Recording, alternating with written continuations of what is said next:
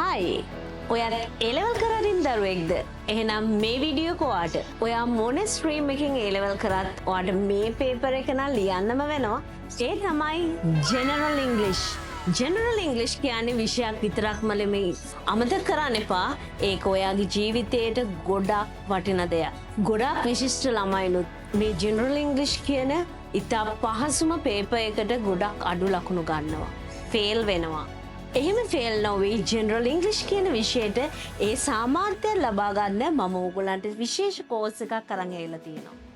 ඒකයි මම ඕගොල්ලන්ට මේ කෝස් එක මාස 10ක් ඇතුළත අනිත් විෂයන් තුනටම කිසිම ඩිස්ට්‍රැක්ෂන් එකක් වෙන්නේ නැති වෙන්න ඕගොල්ලන්ට ස්ලෝලි මුලින් ඉඳන් ඇල්ෆබෙට් එකේ නම්ම මම මේ විෂය ඕගොල්ලන්ට ඉන්ට්‍රෙස්ටිං විදිහට ඕගොල්ලන්ට අරගෙන ඉන්නේ. ඒක නිසා ඕගොල්ලෝ මේ මාස 10 ජර්නි එක මාත් එක්කලා આવොත් මම ඕගොල්ලන්ට ස්මූත්ලි මේක අරගෙන යනවා. ජෙනරල් ඉංග්‍රීසි වලට එකක් විතර නෙමෙයි.